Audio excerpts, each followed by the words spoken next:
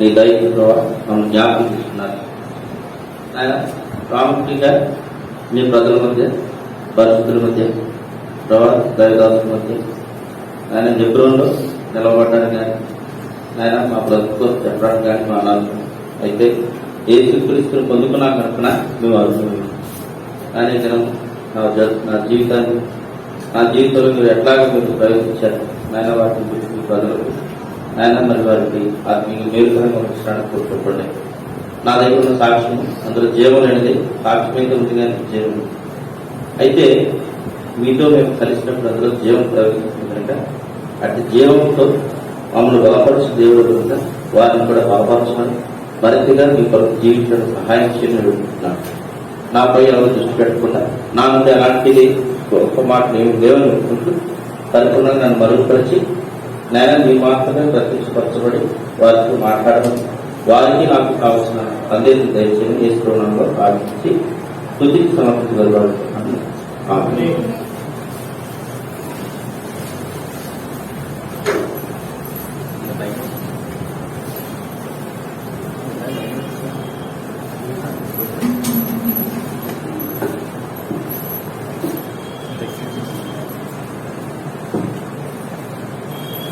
ఇప్పుడు వచ్చిన ప్రతి ఒక్కరికి ప్రభునామములో వందనాలు చెల్లిస్తా ఉన్నా.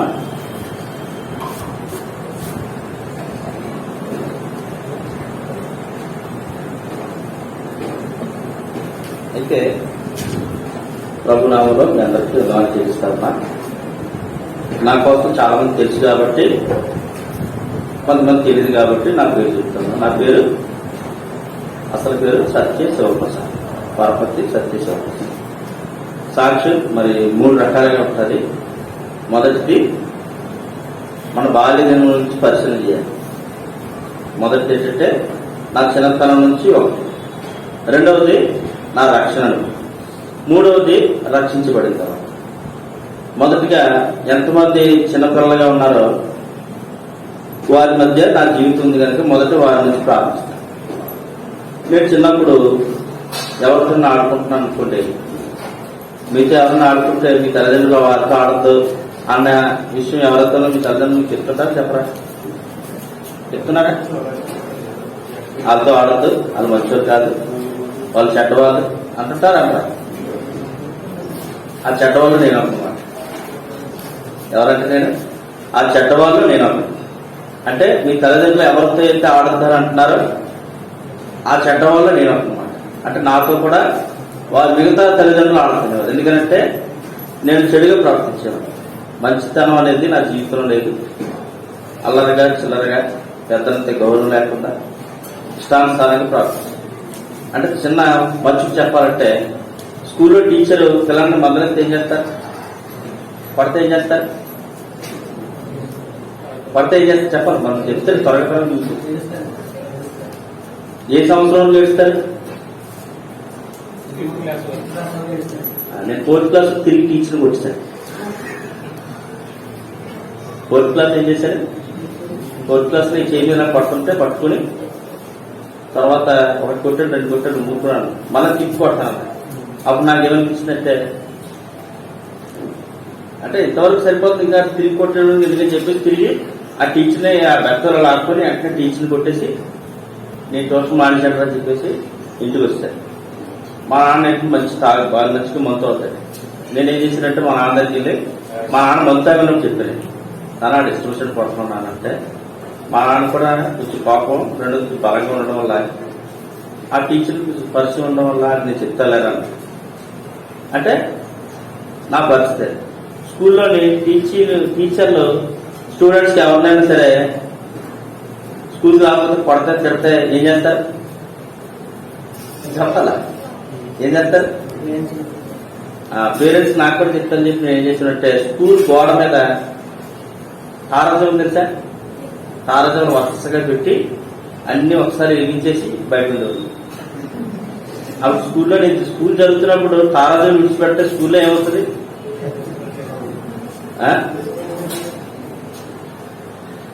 ఒక టీచర్ పాపం బట్టలు పెట్టుకుని నేనేం చేశానంటే ఏం లేనట్టుగా ఒక 5 రోజులు స్కూల్కి వెళ్లకుండా 2-3 రోజులు అంటే స్కూల్కైనా బయలుదేరేవాడు కానీ స్కూల్కి వచ్చాం సార్. 3వ రోజు 4వ రోజు తర్వాత గుర్తులేదు, కొన్ని రోజుల తర్వాత మన స్కూల్కి వెళ్తే ఇంతకీ అది ఎవరు చేసినా నేనే చేశానంటారు. ఎందుకంటే నాకున్న డిగ్రీ రావాలని చేస్తున్నాను కాబట్టి నా కోసం వాళ్ళు కాసుకుని కూర్చున్నారు. నేనేంటంటే తలకి మొత్తంగా నూనె రాసుకొని ఇంట్లో బాగున్నట్టుగా వెళ్ళాను. సరే జవలది నువ్వుగానే అడిగాను. లేదండి నేను కాదన్నా.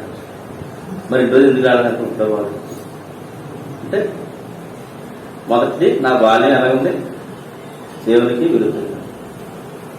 విరుద్ధంగా ఉంది కాబట్టి ప్రతి స్కూల్లోని ఏదో కాంగ్రెస్ పనులు చేయడం అవి చేస్తారు కాబట్టి మరి డబ్బులు కావాలి కదా అంటే నాకు ఆలోచిస్తుంది అని చెప్పి మొదటి తల్లిదండ్రులు పిల్లలందరికీ అసహించుకున్నాడు. 2 స్కూల్లో టీచర్ దగ్గర విధేయత లేనివాడు. 3 ఇంకోటి చెప్తాను చెప్పాలి, మీకు తెలిసిన విషయం మీ స్కూల్లో జరిగిన విషయం చెప్తాను. స్కూల్లోనే 2-3 కలిసి కొట్టుకుంటున్నప్పుడు మళ్ళీ నాకు కొట్టరా అంటారు. అవునా కదా? నాకేంటంటే బేసిక్ గా ఎవరిని కొట్టాలంటే భయం. బలంగా ఉండేవాడు కానీ బలంగా సన్నగా ఉండేవాడు కానీ కొట్టాలంటే భయం. కానీ వాళ్ళు నన్ను ఏం చేసేవారంటే 4 కలిపి కొడతాను. నేనేం చేసేవాడంటే ఒకసారి కొట్టడం మొదలెట్టాను. దెబ్బకి హీరో అయిపోయింది సినిమాలో హీరోలో ఏమైపోయినట్టు స్కూల్లో హీరో అయిపోయింది. ఆటోమేటిక్గా నా దగ్గర 10 మంది 15 మంది బ్యాచ్ తయారైపోయింది. ఎలాంటి బ్యాచ్ అంటే అవతల వాళ్ళందరూ మరి క్యాస్ట్ చెప్పకూడదు కానీ చెప్పాలి కాబట్టి అవతల మా ఊళ్ళోని ధనికులు ఎక్కువగా ఉంటారు. ధనికులు అంటే అది వేరే క్యాస్ట్ నాకు తెలియదు. కానీ వాళ్ళు ఏం చేశారంటే వాళ్ళందరూ గ్రూప్ గా ఉండి ఎవరన్నా కొంచెం ఇరవై ఉంటే ఇష్టం వచ్చినట్టు కొట్టడం చేయడం చేశారు. అందులో నన్ను కూడా ఇలా వెళ్తున్నప్పుడు కొట్టడం ఉండేది. నేను భయపడిపోతుంది. అందులో మా అన్నయ్య ఇప్పుడు బాక్సింగ్ నేర్చుకుంటూ ఉండేవాడు. నా కజిన్ ఫ్రెండ్ ఆడేం చేసినట్టే ఆడేసి ఎంతసేపులో నాకు చేస్తే ఒకసారి తిరిగి కొట్టాలి. నేను కొట్టగా నేను హీరో అయిపోయాను. అంటే అవసరం గట్టిగా తగిలింది. అప్పుడు నుంచి నేనేమైపోయాను, హీరో అయిపోయిన తర్వాత ఏమవుతారు వెనకత్త 4 5 వెనక. ఇప్పుడు నా దగ్గర క్వాలిఫికేషన్ కలిగిన అందరూ నా దగ్గర వచ్చారు. వాళ్ళందరూ ఎలా సార్ స్కూల్లోని ఎంత గొప్ప ర్యాంక్ వాళ్ళంటే క్లాస్ రూమ్ సారా తీసుకుంటే అయిపోవాలి. ఎప్పుడు 10th క్లాస్ వాడేమో ఖైదీ కొత్తగా వచ్చినప్పుడు రాజా ఖైదీ వాడు ఏం చేసి కింద పదాలు కరెక్ట్ తెలిసిపోతాయి పై పదాలు పెట్టి టీచర్ పిలిచి ఏంటో పదం ఎంతగా ఉందంటే సార్ దెబ్బ అయిందండి. కింద పదాలు కడతాను తెలిసి పై పదాలు అంతా తెలియదు కదా. ఇంకొకటి ఏం చేసాడంటే మనకి ఏది నచ్చితే అది దొంగతనం చేసి తెచ్చిచ్చాడు. ఏది నచ్చినా దొంగతనం చేసి ఇచ్చాడు. బాగుందా? ఇది బాల్యం. ఇప్పుడు 10th క్లాస్కి వచ్చాను. అక్కడ 10th క్లాస్ వచ్చేటప్పటికి మా ఊరు నర్సీపట్నం రంగురాజు పడతాయి, వజ్రాలు పడతాయి. తెలుసా? ఎంతమంది తెలుసు తెలియదు కానీ వజ్రాలు పడతాయి. నేను ఏం చేసానంటే అంటే మనం డిగ్నిఫైడ్ గా అఫీషియల్ గా పెరుగుతూ వచ్చారు. దానివల్ల ఏం చేశారంటే తల్లిదండ్రులు నా మీద బాగా గౌరవం. అంటే ఈ గొప్ప విషయం ఏంటంటే ఏం చేసినా తల్లిదండ్రులు తెలియకుండా మేనేజ్ చేసాను. అంత గొప్ప అనమాట. 10th క్లాస్ వచ్చిన తర్వాత ఏం చేశారంటే ఒక్క డెలివరీకి వెళ్ళాను. ఏంటి వజ్రాలు డెలివరీ చేయడం. వెళ్ళిన తర్వాత 10th క్లాస్ లో బండి ఇస్తే గొప్పదే. అసలు బండి ఆ రోజున ఎవరు బండే దూరేవారు కాదు. కానీ నేనేం చేశానంటే ఫస్ట్ టైం బండి దూరాను. నాకు చాలా ఒక రకమైన ఆనందం కలిగింది. ఇప్పుడు బండి తోలడం గొప్ప విషయం అంటే 10th క్లాస్ లో ఆ రోజుల్లో 10th క్లాస్ లో బండి ఎవరికి డ్రైవింగ్ రాదు. కానీ ఆ రోజుల్లో బండి తోలేశాను, ఆటో తోలేశాను. చేతకు కూడా తోలు డ్రైవింగ్ ఎలా నేర్చుకుని తెలుసా? ఇప్పుడు లీటర్ పెట్రోల్ ఎవరైనా ఒక పెట్రోల్ 10 రూపాయలు తక్కువ ఇస్తారంటే ఇప్పుడు ఎవరైనా. కానీ మేము ఆ రోజు డ్రైవింగ్ ఎలా నేర్చుకుని తెలుసా? ఇంటి దగ్గర ఏదో పనుందని ఒక టీచర్ దగ్గర మా బంధువులు ఒక ఆయన టీచర్ ఆయన దగ్గర చేత కడిగి ఊరి చివరి హైవే తీసుకెళ్లి బండి ఆడుకో పెట్రోల్ సీసా అంటే ఇప్పుడు సీసాలు ఉండేవి. దాన్ని తీసుకున్న పైపు 2 ఎత్త తీసుకుని ఆయనకి వెళ్ళిన తర్వాత కాసుకుని కూర్చున్నాడు. ఎలా వచ్చంటే పెట్రోల్ అయిపోయిందండి ఇంటికి వెళ్ళాలి. చాలా ఉన్నారు బంకులు కూడా తక్కువ కదా అప్పుడు. సరే అని చెప్పేసి 1 లీటర్ పెట్రోల్ నిండగా తీసిచ్చేవాడు. ఇప్పుడు ఇస్తారంటారు అలాగే. లీటర్ పెట్రోల్ నిండగా తీసిస్తే ఆ పెట్రోల్ అయినంత వరకు తిరిగి మళ్ళీ ఆయన కూర్చోరు. మళ్ళీ కాసుకుని కూర్చున్నారు. అంటే డ్రైవింగ్ కూడా అలా నేర్చుకున్నాను. అంటే అన్ని కాలిఫికేట్ గా అంటే అంతా కూడా మంచిగా అంటే ఆ జీవితంలో అన్ని మంచి లక్షణాలు. తర్వాత మళ్ళీ బండి పెట్టే టైం మళ్ళీ పెట్రోల్ ఉండదు. అప్పుడు ఏం చేశారంటే పార్కింగ్ దగ్గర ఉన్న పెట్రోల్ బండ్లు ఉంటాయి కదా, పెట్రోల్ దొంగలు ఉంటారు. అప్పుడు పెట్రోల్ దొంగతనం చేసేవారు. పెట్రోల్ దొంగతనంగా తీసి మాకు కావాల్సినంత వేసుకొని మళ్ళా మీరు డ్రైవింగ్ చేసి బండి ఆఫ్ చెప్పేసి ఇది మొదటి ఘట్టం అయిపోయింది కదండి. ఇప్పుడు రెండో గంట ఏం చెప్పారు చెప్పాలి, చెప్పకపోతే నేను అయిపోయింది. ఇప్పుడు రెండో గంట ఏంటి?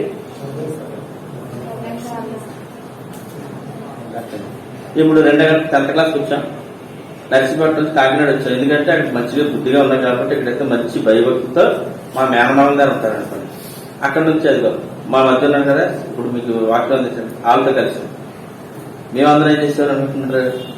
రాత్రి ఎన్ని గంటలు పడుకుంటారు అందరూ?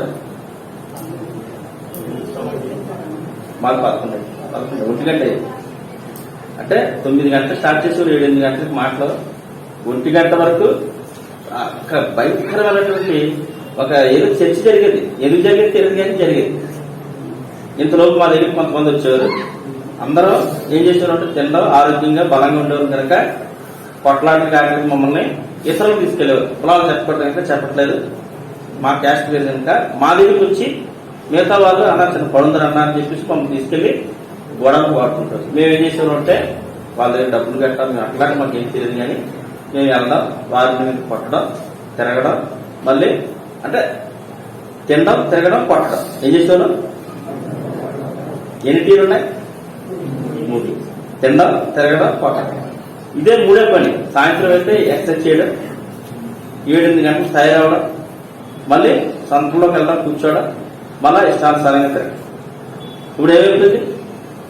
ఇక్కడ నుంచి మేమేం చేసేవాళ్ళం అంటే ఎవరి వారం హీరో ఏంటంటే యేసుప్రభువు తెలియదు, భయభక్తి లేదు, పెద్దలంటే గౌరవం లేదు. ఎవరి ద్వారంగా ఇష్టానుసారంగా అందరం దేవుని వ్యతిరేకంగా జీవిస్తా వచ్చేవాళ్ళం. ఎంతమంది ఉండేవారు? మనం దాదాపు ఒక 15 మంది, 17 మంది, 17, ఒక 20 మంది అనుకుంటున్నాం. 20 మంది కూడా అందరూ కూడా జాతిరత్నాలు. ఎలా ఉంటారంటే ఒక్కొక్కడు ఒక డైమండ్ అంటారు. ఏదైనా పీఠం కానీ, ఏదైనా వడ్డానం కానీ, ఏదైనా బంగాళపు పూజలు ఏం చేసినా ఒక్కొక్కడు ఒక్కొక్క డైమండ్ మాట. ఇదివరకు ఒక సేవకుడు, ఆయన పేరు పాల్, ఆయన సేవకుడు. అలాగే చాలా మంది అంటే మా మధ్య ఉన్నవారు అందరూ కూడా ఏం చేసేవారు అంటే పొద్దున్న లెగిస్తే తినడం, తిరగడం, కొట్లాడడం, తినడం. ఆడాలం కలిసి తెలిసా? కాకినాడ ఫ్యామిలీస్ కలిసి అక్కడ కొంతమంది చదివారు, కొంతమంది ఐటీఐ చేశారు. ఇలాగ అందరం కలిసి ఇష్టానుసారంగా మా జీవితాలు కొనసాగుతుంది. మా జీవితంలో యేసుప్రభువు తెలియదు, మంచి తెలియదు, పెద్దలు విధేయత తెలియదు, మాకు మంచి చెప్పేవారు లేదు. ఏ సేవకుడు వచ్చి మమ్మల్ని వాక్యంతో నడిపించే నాయకుడు కూడా లేదు. ఇప్పుడు మీకు ఇలాంటి సండే యూత్ మీటింగ్ లేదు. మీ దగ్గర సేవకుడు ఇచ్చారా? సేవకుడు ఈరోజు యూత్ మరి మీటింగ్ ఉందని ఎవరు తెలియజేశారు? మీకు తెలియజేసారు లేదు? మాకు చెప్పేది లేదు. మాకు ఎవరు చెప్పారు? చెప్పారని మాకు ఎప్పుడన్నా? మాకెవరు దేవుని ప్రేమ కోసం కానీ, దేవుని వాక్యం కోసం కానీ, యేసు ప్రభువు నమ్ముకుంటే బ్రతుకు మారుతుందని కానీ మాకు ఎవరు చెప్పలేదు. మీకు ఎంతమంది చెప్పారు? జాన్ కుమార్ అని చెప్పారు. మీకు జాన్ కుమార్ అన్న గారు చెప్పారు లేదు? చెప్పాలి, అబద్ధాలు కదా చెప్పారా? అంటే మాకన్నా మీరు ఎంత యూనిట్గా చెప్పండి. మా బతుకు చెప్పమంటారా? మీ అందరూ ఏం కలిసి ఉంటే మరి ఇంకా అంత చెడే. అంటే స్టార్టింగ్ చెప్పేసింది కాబట్టి మధ్యలో ఎలా ఉంటుంది మీరు గుర్తించవచ్చు. ఇప్పుడు 10th క్లాస్ తర్వాత మా జీవితం ఎలా ఉందంటే ఇంకా ముందుకు వెళ్తా వచ్చు. ఇప్పుడు యేసు ప్రభుతో మాకు పని లేదు, మా దగ్గర డబ్బులు లేవు, రెండోది వచ్చి దేవుడు లేడు, మా దగ్గర సరైన ఎడ్యుకేషన్ లేదు, ఏమీ లేవు మా దగ్గర. మీరు చెప్తే నమ్మరు. మేము తిరిగిన మందిలో అందరూ ఆరోగ్యవంతులు, బలవంతులు, కానీ మా దగ్గర ఎలాంటి క్వాలిఫికేషన్స్ కూడా ఏమీ లేవు. కారణం ఏంటి? మాకి గైడెన్స్ చేసేవారు లేదు. మీ గైడెన్స్ ఉన్నారు లేదా? ఉన్నారు లేదా? చెప్పమన్నా. ఎందుకంటే మన దగ్గర తరగతి ప్రసంగాలు లేదంటే సులువుగా చెప్పేది. మీ అందరికి గైడెన్స్ చేసేవారు. కారణం ఏంటంటే మందిరం, సేవకులు ఉన్నారు, సంఘం ఉంది కనుక మీరు ఎలాగెళ్ళాలో గైడెన్స్ చేసి ఉన్నారు. నాకు కానీ, అక్కడ ఉన్న నా స్నేహితులు కానీ, తర్వాత మా మధ్య ఇప్పుడు వాళ్ళందరూ పేరు చెప్తాను. పాలు, కెవీన్, సత్పండు, తర్వాత టైటస్, తర్వాత కుమార్, తర్వాత ఇంకెవరు, బంగారాజు, నసిబన్య, సుధాకర్, తర్వాత కుమార్, వెంకటరమణ, ఇంకా చాలా మంది ఇంకా ఎక్కువ 10 మంది ఉన్నారు. అంటే వీళ్ళందరికీ మాకు గైడెన్స్ చేసి అవ్వలేదు. కానీ యేసుప్రభువు ఎలా తెలుస్తారు మాకు? చెప్పాలి. ఇప్పుడు మీకంటే వాక్యం తెలుస్తుంది కాబట్టి మరి మీ జీవితంలో దేవుడు వస్తాడు. మరి మా జీవితంలో యేసుప్రభువు రావడానికి కారణం ఎలాగా చెప్పండి? ఎలా వస్తున్నట్టారు? ఏదో అవకాశం ఉందంటారా?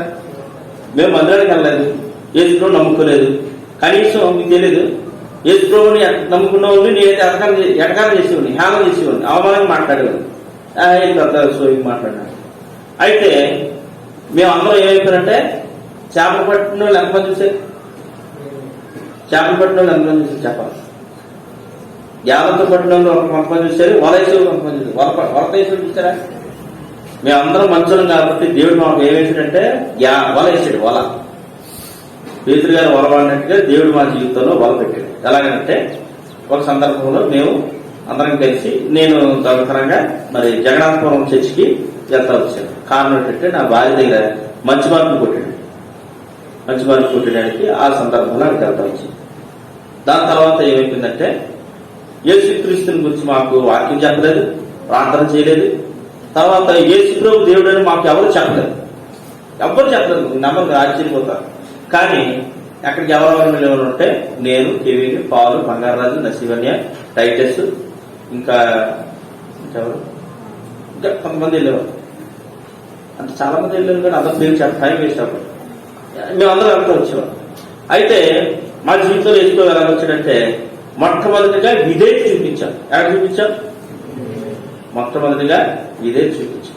ఎలాగంటే అటు ఇటు తిరుగుతున్నాం కాబట్టి అందరం కలిసి జగన్నాథపురం చర్చి దగ్గరికి వెళ్ళాం. అందులో బంగారు రాసిన స్నేహితుడు ఉన్నాడు. ఆడు ఏం చేసిందంటే మరి గ్రీక్ బాప్టిస్ట్ చర్చ్ ఉంటుంది, ఆ చర్చి దగ్గర రాదా అక్కడ ప్రార్థన చేసుకుంటే బాగుంటుంది అంటే అక్కడికి. తర్వాత ఆడు పుట్టుక క్రైస్తవుడు జగన్నాథపురం చర్చికి రారా అక్కడికి వెళ్దాం అని అక్కడ తీసుకెళ్ళి అది ఇది బలైతుంది కదా అని చెప్పేసి అక్కడికి కూడా వెళ్ళాం. ఎలాగెళ్ళామంటే బ్లాక్ టికెట్లు అంటూ ఉంటుందా, బ్లాక్ టికెట్ వరకు మాకు గొడవ. మేము ఏం చేసేవాళ్ళం అంటే మరి మా మధ్య సత్తుపండి అన్నయ్య, నేను, మీ కివిని, ఇలా మేము అందరం ఏం చేసేవాళ్ళంటే ఏదో గొడవకి వెళ్ళాం కదా, మందిరం దగ్గరికి వెళ్ళి కూర్చొని వచ్చేవాళ్ళు. ఏంటంటే బయట మరి అలంచరగా కూర్చోకుండా అక్కడికి వెళ్ళి కూర్చొని వచ్చేవాళ్ళు. మా బతుకు మారలేదు, నా జీవితాన్ని మారలేదు. కానీ అక్కడికి వెళ్ళి కూర్చొని వచ్చే సందర్భంలో ఏమైందంటే ఒక రోజు నేను చిన్న ప్రార్థన చేశాను. ప్రభా, రేపు కానీ ఎవరైనా వచ్చి యేసు ప్రభు కోసం మాకు చెప్పకపోతే ఇంక రేపు నేను రావాల్సిన పని లేదు, రావాలని చెప్పి ప్రార్థన చేసుకోండి. ఇంతలోపు మరి మేమందరం కూడా కలిపి బ్లాక్ టికెట్ అమ్ముకునే వాళ్ళకి మాకు గొడవ అయితే ఏమైందంటే అందరూ బలంగా దెబ్బలాడతారు. ఇప్పుడు అందరూ మాకు పొట్టలు వచ్చేసే కానీ అందరం కూడా 6 ప్యాక్ తోటి చాలా బలంగా ఉండేవారు. అందులోని అందరూ మీరు నమ్మరు, అంటే ఇలా ఉంటారు అందరూ అనుకుంటారు. ఇప్పుడు 10 మందిలో ఒక్కడే ఆరోగ్యంగా బాడీతో ఉంటారు. కానీ మేము అలా ఉండరు. అందరూ కూడా మంచి ఆరోగ్యం, ఎందుకంటే అందరూ ఎక్సర్సైజ్ చేసేవారు కదా సాయంత్రం అయితే, అందువల్ల అందరూ మంచి బలంగా ఉంటారు. అయితే అంటే మా సొంత బలం కోసం చెప్పకూడదు కనుక చెప్పట్లేదు. ఇప్పుడు యేసు ప్రభు నమ్ముకునే సూచన ఎలా జరిగిందంటే అక్కడ కూడా ఎలా వెళ్ళామంటే ఒకరిని కొట్టేసేంత నాకు టీషర్ట్ అంతా బ్లడ్తో ఉంది. అక్కడికి వెళ్ళిన తర్వాత అక్కడ ఒక వ్యక్తి మరి మరుసటి రోజు కదా నేను వెళ్తే ఎవరైనా వచ్చి నాతో మాట్లాడతాను అనుకున్నాం. అక్కడికి వెళ్ళిన తర్వాత ఆ వ్యక్తి నాకు మాట్లాడతాం. ఏమిటి మీరు చాలా రోజుల నుంచి వస్తున్నారు, ఆ అన్నగారి పేరు గుర్తులేదు కానీ ఆయన చుట్టూ చుడతా ఉంటాడు. అన్న మీరు చాలా రోజుల నుంచి వస్తున్నారు, మీతో మాట్లాడాలనుకుంటున్నాం, అవకాశం ఇస్తే ప్రార్థన చేస్తామన్న. మా ప్రార్థన ఎవరన్నా మా ప్రార్థన? నేను యేసు ప్రభువుని ప్రార్థన చేయలేదు, మోకరించలేదు, మిగిలిన పాటలు పాడలేదు, ఏమి చేయలేదు. ఆలోచించండి సార్, ఏమి చేయలేదు. కానీ నమ్మకంగా ప్రభు మాతో మాట్లాడమన్నాడు. ఎందుకంటే నేను ఎవరో తెలియదు, ఆయన ఎవరో తెలియదు. మళ్ళీ అక్కడికి వెళ్ళేటప్పుడు ఇది ఏంటంటే అడిగింది నా టీషర్ట్ చేసి.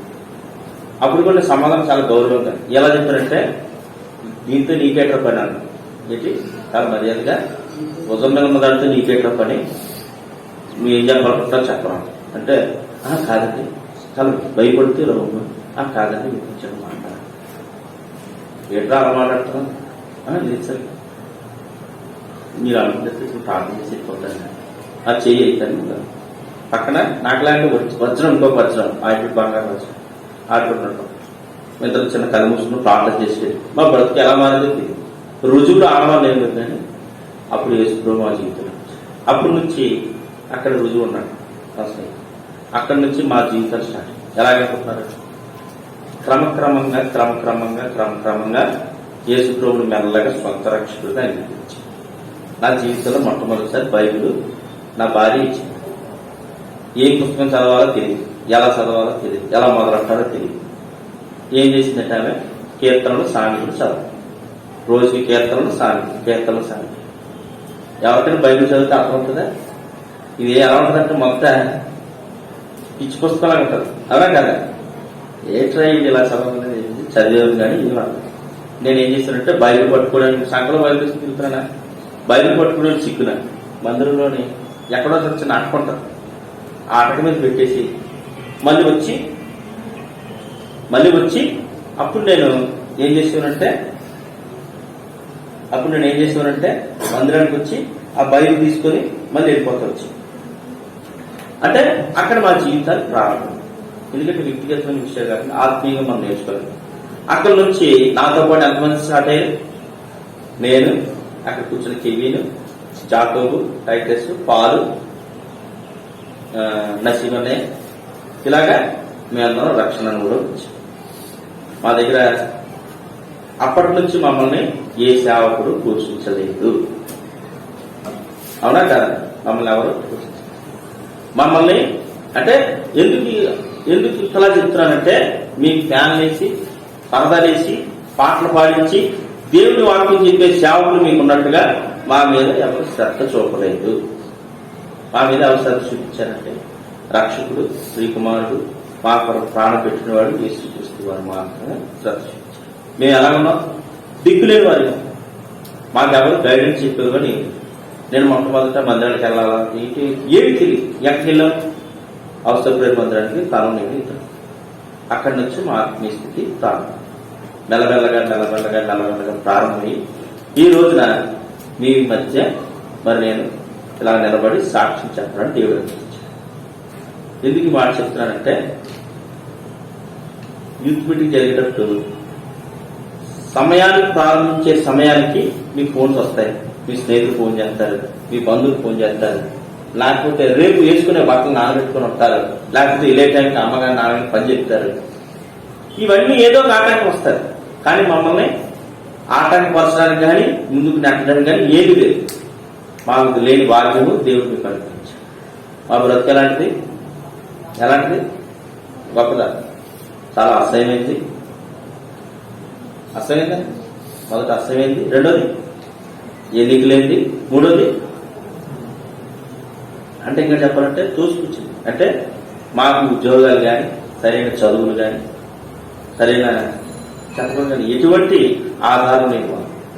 మా జీవితాల్లో ఎలాంటివి కూడా మంచి అనేది లేదు. కానీ మేము ఏం పట్టుకున్నాం? బైబిల్. ఇప్పుడు చెప్తున్న వాక్యం చెప్పడానికి వస్తాడు అన్నయ్య, అతను వాక్యం పట్టుకున్నాడు, నేను వాక్యం పట్టుకున్నాను. మా జీవితాలు ఎక్కడ ప్రారంభమయ్యాయి? ఈ నల్లటేసే పుస్తకంతో ప్రారంభమైంది. మమ్మల్ని మనుషులు అసహించుకున్నారు, టీచర్లు తోసిపుచ్చారు, సేవకులు మమ్మల్ని గుర్తించలేదు. కానీ దేవుడి ప్రేమ మమ్మల్ని అంటారు. ఇప్పుడు ఎందుకు చెప్తున్నానంటే ఈ విషయం, మేము యథార్థంగా ఎప్పుడైతే దేవుని వాక్యం మా దగ్గరికి వచ్చినప్పుడు దాన్ని అది నా కొరకే, దేవుడు నాతో మాట్లాడుతాడు, నేను ప్రార్థన చేస్తే వింటాడు, దేవుడు నన్ను కనిపెడతా ఉంటాడు అనేటువంటి కొన్ని కనిపెడతా వచ్చాను, గమనిస్తా వచ్చాను. ఇప్పుడు ఏమైపోయింది? దేవుడు నన్ను బట్టి దేవుడు మహిమపరచబడతాడు. అది నేను రుజువు చెప్పగలను. ఎందుకంటే మా సాక్ష్యాన్ని బట్టి లేకపోతే సంఘం పెట్టామను కాబట్టి తెల్ల సొక్క వేసుకున్నామని కాదు. కానీ ఈ రోజున నడి రోడ్డు మీద నిలబడి ఏసే దేవుడని ఒక్క పక్కన చెప్పగలుగుతాను. వాక్యాల రిఫరెన్స్ నాకు కావు. కానీ ఏం చెప్తాను? యేసు ప్రభువుని నమ్ముకోండి, మా బ్రతుకు మారింది, మీ బ్రతుకు మారుతుందని సవాలుగా చెప్పగలుగుతాను. ఇప్పుడు ఏమైపోయాడు? దేవుడు మా జీవితాల్లో హీరో అయిపోయాడు లేదు. ఎందుకంటే మా బ్రతుకులోని మమ్మల్ని మీకు తెలీదు, మా కుటుంబాల్లో కానీ మా స్నేహితుల మధ్య కానీ మా బంధువుల్లో కానీ నాకు వివాహం అయినప్పుడు కానీ నన్ను ఎవ్వరు కూడా గుర్తించలేదు. ఎంత చులకనగా, ఎంత హీనంగా, ఎంత అవమానంగా చూసేవారంటే అంటే మేము దేనికి పనికిరాం, మాట దేనికి పనికిరాం. కానీ దేవుడు ఏం చేశాడు? మా కోసం ఎవరో ఫోన్ చేశారు, వచ్చి సాక్షి చెప్పమన్నారు, వాక్యం చెప్పమన్నారు. చెప్పారు లేదా? ఇప్పుడు మేము ఎవరికి ఇచ్చాం ప్రాధాన్యత? ప్రభుకి ఇచ్చాం. కనుక ప్రభు ఏం చేశాడు? దేవుడు మమ్మల్ని నేర్చుకుంటే వచ్చేసాడు. ఎందుకు చెప్తాను? నా ప్రేమ నా దగ్గర నా సాక్ష్యం ఏం లేదు. కానీ టోటల్గా నా సాక్ష్యం ఏంటంటే అంతా చెడే. కానీ నా సాక్ష్యంలో ఒక్కటే ఒకటి మూలరాయి, మైలురాయి ఉందా లేదా? యేసు ప్రభుని ఏదో కారణం చెప్పి పట్టుకున్నాడు. పట్టుకున్న దాని నుంచి నేను ఏం చేశానంటే వెంబడిస్తా వచ్చాను. అన్న రానన్నా అంటే ఏమన్నా తెలుసా? చదవండి, రామజీవన్ అన్నంటే ఒప్పుకొని బలహీనంగా ఉన్న వాళ్ళు అందరూ పరిచయం చేస్తారంటే ఇంకా బాగుంది. కాలు చేతులు ఆపరేటివ్స్ ఉండి నేను ఎక్కడికెక్కడికి తిరిగి వచ్చాను. ఇప్పుడు అవన్నీ ఏంటి? హెచ్చరిక. అలాగే దేవుని మాటకు, దేవుని వాక్యానికి విధేయత కలిగి ఎందుకు మాట చెప్తానంటే, ఈ రోజు మీ పక్కవారు గత వారంలో వచ్చారు, పరిశీలన చేసుకుని మీకు లేని మీకున్న భాగ్యం వారికి లేదు అనుకుని వారిని వెంట పెట్టుకుని రావాలి. పక్క వారి నెంబర్ తీసుకోవాలి. సిస్టర్స్ బ్రదర్స్ నెంబర్ తీసుకోవాలి. అందరికీ సేవకుడే ఫోన్ చేయాలని కుదరదు కాబట్టి మీరు పక్కవారి నెంబర్ తీసుకున్నారా, ఈరోజు మీటింగ్ ఉంది, ఏం పని పెట్టుకోకూడదు, ప్రతి నెల 10వ తారీఖు మీటింగ్ ఉంది కాబట్టి ఆ మీటింగ్ మనం హాజరు కావాలా అని ఎవరు చేయాలి? ఇప్పుడు సేవకుడు చేయలేదు అనుకోండి, అన్నం తప్పైపోతుంది. ఇప్పుడు మనం ఏం చేయాలి? అరే గత వారం నా దగ్గర కూర్చున్నా రాలేదన్నా నువ్వు అని మనమే చేయాలి. అలాగా దేవుని మందిరాన్ని మనం ఎవరితో కట్టాలి? ఆత్మతో కట్టాలి. ఇప్పుడు అలా కడితే ఏమైపోతుంది? హెబ్రోన్ ఏమైపోతుంది? చెప్పాలి, ఏమైపోతుంది చెప్పాలి. హెబ్రోన్ ఆత్మతో కడితే హెబ్రోన్ ఏమైపోతుంది? ఈ మందిరం సరిపోతుంది. ఏమైపోతుంది? మరింత ఎక్కువైపోతుంది. 1 సంవత్సరం 2 సంవత్సరాల సేవ ఉన్నట్టు అన్నా, ప్రార్థన చేయనట్టు ఏమన్నట్టు అన్నా మందిరం సరిపోవట్లేదు.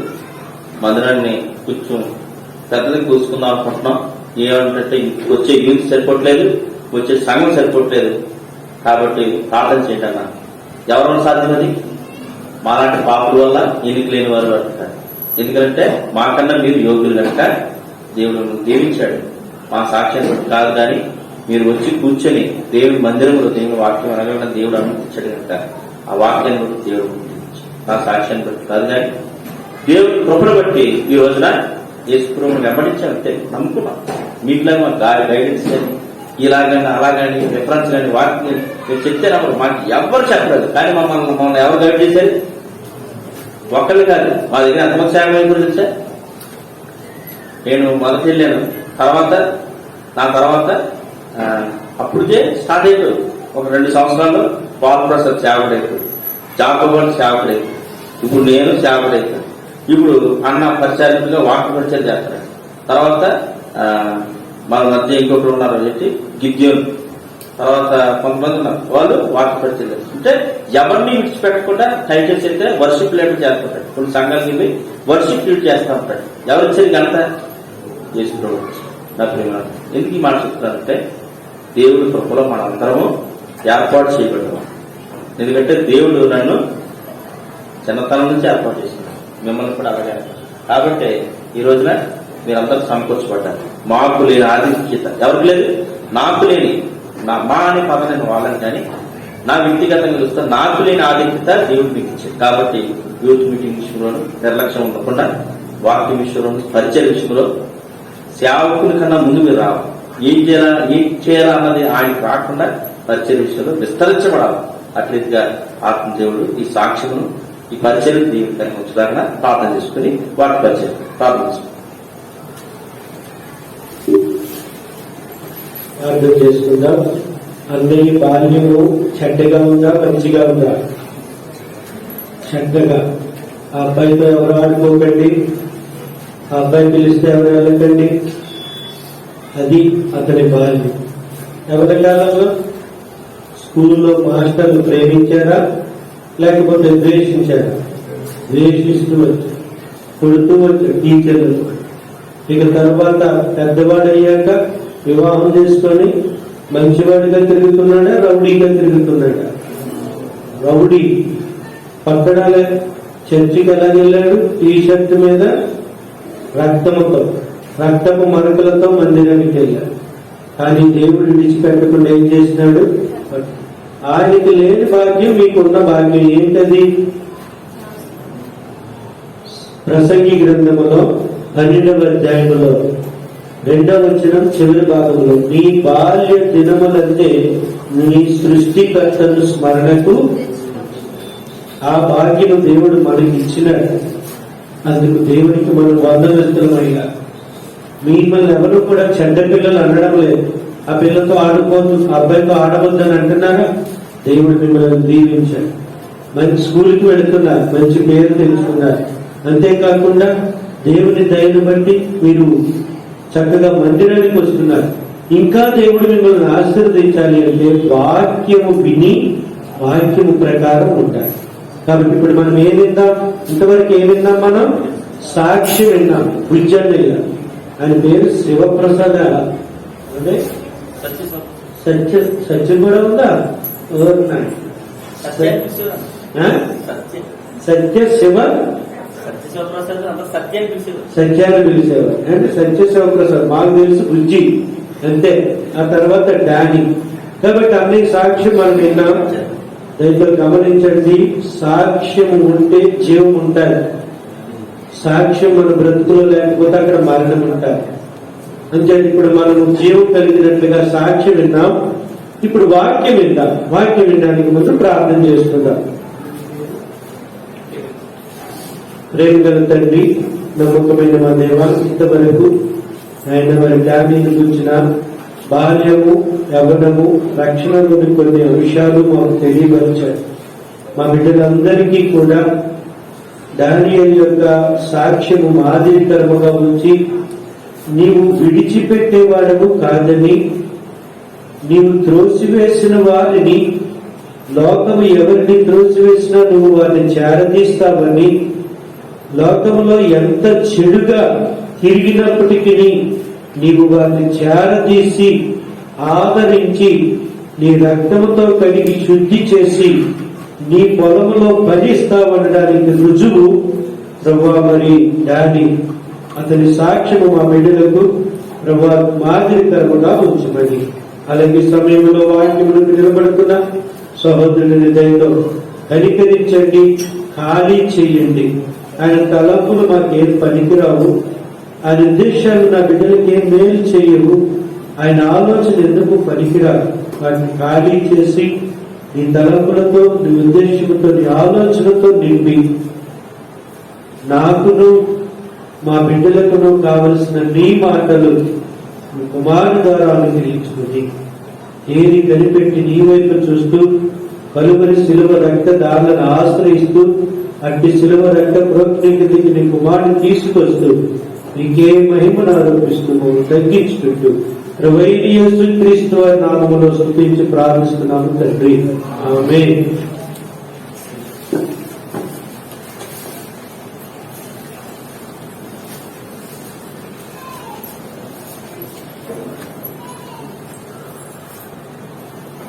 దేవుని ప్రేమను బట్టి అందరికీ వందనాలండి. అన్నను బట్టి వందనాలు, తీసుకొచ్చిన బుజ్జన్నను బట్టి వందనాలు. నా పేరు కెవిన్. నన్ను రాజాని పిలిచేవారు. అలాగే స్నేహితులతో మనల్ని పిలుచుకున్న పేర్లు చాలా ఉన్నప్పటికీ కూడా మనకి ఇక్కడ దేవుని నామాన్ని బట్టి మనకి కెవిన్ అని పిలువబడుతుంది. మనం వాక్యంలోకి వెళ్ళే ముందు కొన్ని విషయాలు మాట్లాడుకుందాం. మనకి సంవత్సరానికి ఎన్ని రోజులండి? ఎన్ని ఆదివారాలు? 52 ఆదివారాలు. ఎవరైతే చర్చకు వస్తున్నారు అనుకుంటాను ప్రతి ఆదివారం కంపల్సరీగా రోజు బైబిల్ చదువుతారా?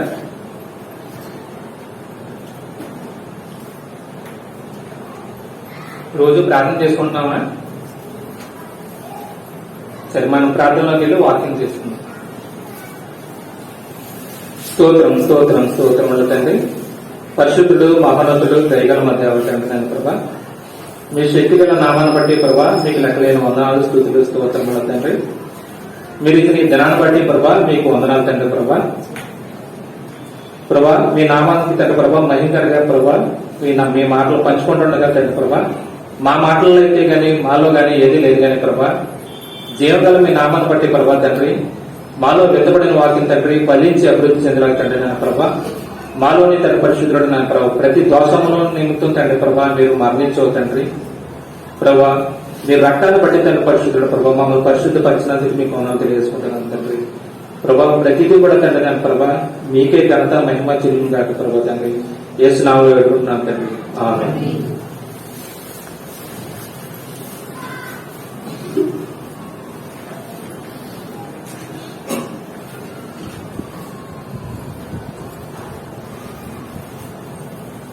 బైబిల్ తీసుకొచ్చారండి. కీర్తనలు 42 అధ్యాయం 5వ వచనం చదవండి.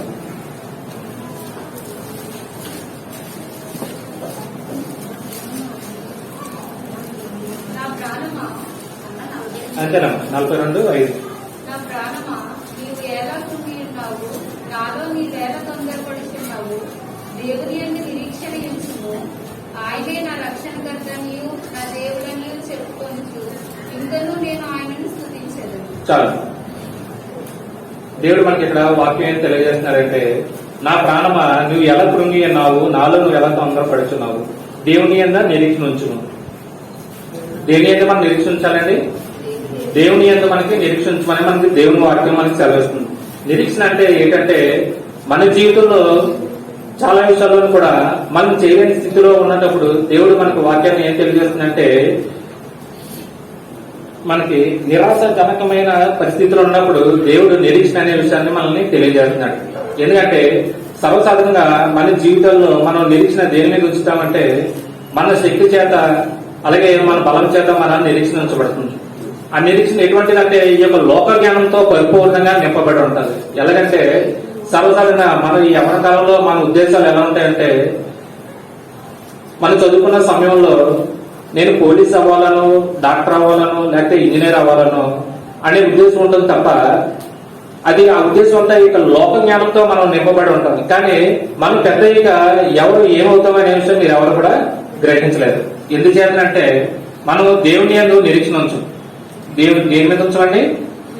దేవుని యందు నిరీక్షణ ఉంచు. ఎందుకంటే మనం పరిపూర్ణ లోకంలో బ్రతుకుతున్నాం కనుక ఈ యొక్క లోక జ్ఞానంతో నిండిపోయి ఉంటాం. అది ఎలాగంటే చూసే సినిమాలను బట్టో సీరియల్ని బట్టి మన చుట్టుపక్కల ఎవరైతే పేరు కలిగి ఎవరైతే గొప్పగా జీవిస్తున్నారో వాళ్ళని ఆధారం చేసుకోవడం జరుగుతుంటది. అవునా కాదా? ఎందుకంటే మనం ఏదో సినిమా హీరోని చూసి మనం ఎక్సర్సైజ్ చేయడం, అలాగా మన శరీరంలో మార్చుకోవడం, అలాగే మన బట్టలను కూడా మార్చుకోవడం మనం జరుగుతుంటది. ఎందుకంటే మనం ఏదైతే మనం చూస్తామో మన జీవితంలో మనకు తెలియకుండా అది మన కంట్రోల్లో చేసుకుంటది. ఎలాగండి?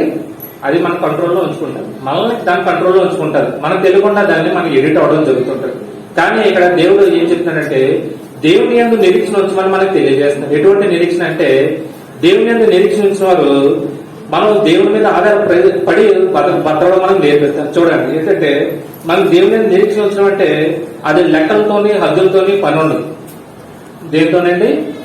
ఇది ఇక్కడతో అయిపోయింది అని చెప్పి మనం ముగించడానికి అవకాశం లేదు. ఎందుకంటే ఆయన ఆశీర్వదిస్తే మన జీవితాలు వేరేలా ఉంటుంది. కానీ ఏంటంటే మనం దేవుని యందు ఇక్కడ లోపల బ్రతకడం కోసం కొన్ని లిమిట్స్ పెట్టుకుంటున్నాం.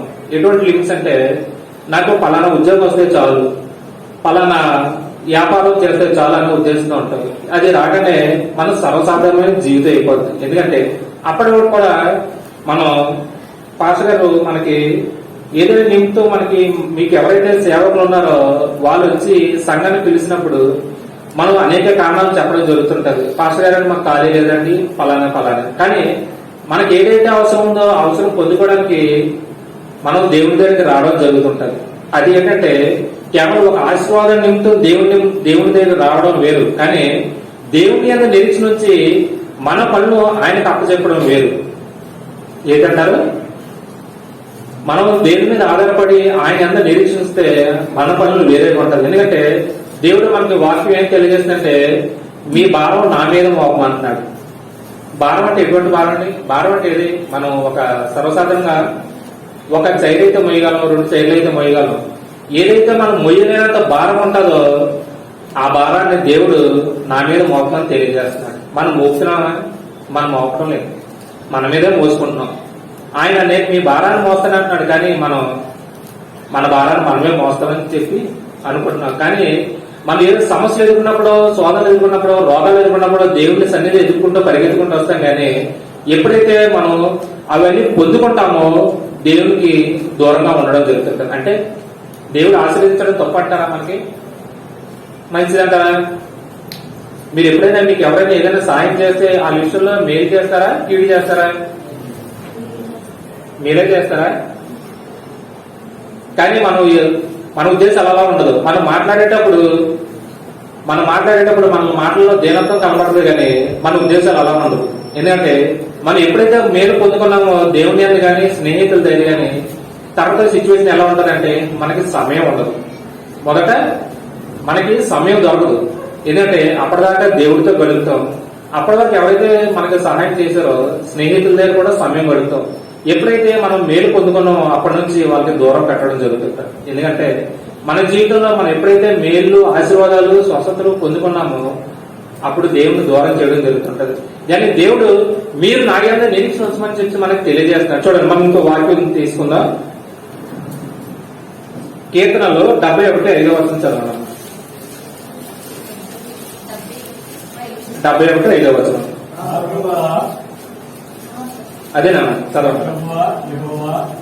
నా నిరీక్షణాస్పదం నీవే, బాల్యము నుండి నా ఆశ్రయం నీవే.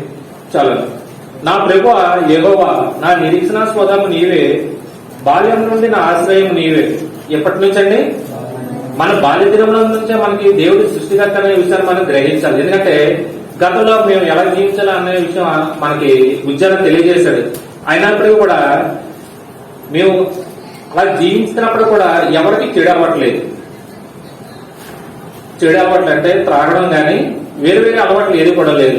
ఒకటి ఈ తిరగడం, కొట్టడం అనే విషయంలో నిజమైనప్పటికీ కూడా ఎవరికి చెడు అలవాటు లేదు తాగడం అయింది. కానీ ఎక్కడో చిన్నది దేవుడి భయం ఉండేది. మనం ఏదైనా తప్పు చేస్తే తప్పుని గ్రహించేవాళ్ళం, ఇది తప్పు అని. ఎందుకంటే మాకు చెప్పేవారు లేకపోయినప్పటికీ కూడా దేవుడు అంటే భయం మమ్మల్ని ఇక్కడ వరకు తీసుకొచ్చింది. ఏంటంటే ఎక్కడో కాకినాడ, ఎక్కడో జగమంపేట మధ్యలో రోడ్లు బాగోపోయినప్పుడు కూడా దేవుడి మీద ఉండే భయం ఏం చేసిందంటే మమ్మల్ని ఇక్కడ వరకు మోసుకొచ్చింది. ఎందుకంటే మనం దేవుని మీద నిరీక్ష నుంచి దేవుడి మీద ఆధారపడడం అనేది చాలా గొప్ప విషయం. ఎందుకంటే నిరీక్షణ అనేది మన జీవితంలో ఎలా పనిచేస్తుంది అంటే, ఒకసారి ఒక రాజుగారి దగ్గర ఒక ఖైదీకి మరణశిక్ష పడ్డదంట. ఏంటండి? మరణశిక్షణ పడేటప్పుడు ఆ ఖైదీ రాజుగారి దగ్గరికి తీసుకొచ్చారట. నువ్వు ఏమేమి చెప్పుకోవాల్సి ఉందేటయ్యా అని అడిగితే ఆయన అన్నాడంట, రాజుగారు మీరు నాకు ఒక సంవత్సరం పాటు సమయం ఇస్తే మన దగ్గర ఉండే గుర్రాన్ని ఎగరేస్తానన్నాడంట. ఏం చేస్తానన్నాడు? ఎగరడం అంటే పైకి రెక్కలు కట్టుకొని ఎగరడం. గుర్రం ఎగురుతుందా? ఎగురుతుందమ్మా? గుర్రం ఎగురుతుందా? రాజుగారు ఆశ్చర్యపోయారంట. రాజుగారి గారు ఉండే చుట్టుపక్కల ఉన్న వాళ్ళందరూ కూడా ఆశ్చర్యపోయి అక్కడ ఉన్న వాళ్ళు అన్నారంట, సరే నీకు సంవత్సరం పాటు సమయం ఇస్తాం, కానీ ఆ సంవత్సరం తర్వాత ఆ గుర్రం ఎగరకపోతే నీకు మరణశిక్ష, కంపల్సరీ మరణశిక్ష ఉంటుంది అని చెప్పారు. సరే అన్నారంట. అలాగే రాజుగారి బయటకు వచ్చిన తర్వాత కొంతమంది అడిగారంట, ఏంటయ్యా అలా సమాధానం చెప్పు, నీకు ఎలాగ మరణశిక్ష విధించారు కదా, నువ్వు అలా చెప్పడం మంచిది కాదు కదా, నీకు ఎప్పుడైనా రేపటికైనా మరణశిక్ష విధించవచ్చు కదా అంటే ఆయన అన్నాడంట, ఈ జరిగి ఈ సంవత్సరం 360 రోజుల్లో రాజుగారైనా చనిపోవచ్చు, నేనైనా చనిపోవచ్చు, లేకపోతే గుర్రమైనా చనిపోవచ్చు అన్నారు. ఏంటంటే ఎవరైనా చనిపోవచ్చు? రాజుగారైనా చనిపోవచ్చు, గుర్రమైనా చనిపోవచ్చు, నేనైనా చనిపోవచ్చు అన్నాడంట. కానీ తెలివిలో ఉంటారు కదా మళ్ళీ. ఒక ఆయన వచ్చి అన్నాడంట, ఈ 3 జరగకపోతే ఏం చేస్తావని అడిగాడంట. ఏంటండి? 3 జరగకపోతే ఏం చేస్తావని అడిగాడంట. అప్పుడు ఆయన అన్నాడంట, ఈ 3 జరగకపోతే గుర్రం ఎగురుతుందని చెప్పాడు. దేవుని నామం మహిమ కలుగుతాడు. చూడండి ఏమన్నాడు? ఈ 3 జరగకపోతే గుర్రం ఎగరొచ్చు అన్నాడు. మన నిరీక్షణ దేని మీద ఆధారపడి ఉంటుందంటే, ఒక ఖైదీకి ఒక సంవత్సరం పాటు బ్రతికించింది ఆయన దగ్గర నిరీక్షణ. అలాగే దేవుడు మన జీవితంలో కూడా ఎన్నో మేళ్లు చేసినప్పుడు కూడా, మనం ఎన్నో పాపాలు చేసినప్పటికీ, ఎన్నో పొరపాట్లు చేసినప్పుడు కూడా దేవుడు మనకి ఎక్కడో దిక్కున మనకు సమయం ఇస్తూనే ఉంటున్నాడు. కానీ మన జీవితంలో సర్వసాధారణంగా మనం మార్పు పొందగలుగుతాం. ఏంటండి? మనకు సమయం వస్తుంది. ఈ గడిచిన ఈ 3 సంవత్సరాల్లోనే మనకి అనేక మంది ప్రాణాలు విడిచిపెట్టారు లేదా కరోనాతో. ఏంటంటే ఈ 3 సంవత్సరాలు మన బంధువుల్లోని, మన స్నేహితుల్లోని, అలాగే చాలా మంది జీవితంలో మన సొంత రక్త సంబంధికుల్లోని, స్నేహితుల్లో కూడా ఎంతో మందిని చూసాం. కానీ మనకి అనుకూల సమయంలో దేవుణ్ణి మనం వెంబడించడం, మనకి ఎప్పుడైతే అనుకూలంగా లేదో అప్పుడు దేవుని దూరం పెట్టడం జరుగుతుంది. ఎందుకంటే మనం ఆయన మీద నిరీక్షించడం. ఎందుకంటే మనం చనిపోతే కంపల్సరీ దేవునితో నేను కూడా లేపబడి ఆయన దగ్గర ఉంటాననే నిరీక్షణ మనకు ఉండదు. ఎందుకంటే ఈ రోజు నేను ఒక మంచి ఉద్యోగం చేస్తే రేపు నా పిల్లలకి బాగా పోషించుకుంటాను, వాళ్ళకి ఒక మంచి జీవితాన్ని ఇస్తాను, ఒక మంచి ఇల్లు కడతాను అనే ఉద్దేశం ఉంటుంది తప్ప మనం దేవుని మీద నిరీక్షణ ఉంచడం జరగటం లేదు. ఏంటంటే ఈ లోకానికి పూర్తిగా మనం ఏం చేస్తున్నాం అంటే అధికారం ఇస్తున్నాం, మనమే అధికారం ఇస్తున్నాం. అపవాదికి మనమే అధికారం ఇస్తున్నాం. ఏంటంటే అపవాదికి ఎప్పుడైతే మనం అవకాశం ఇచ్చామో దాని కంట్రోల్లోకి మనం వెళ్ళడం జరుగుతుంటది. మనం వాటిని తీసుకుందామా. ఎబ్రీలకు 6వ అధ్యాయం 17, 18, 19 చదవండి.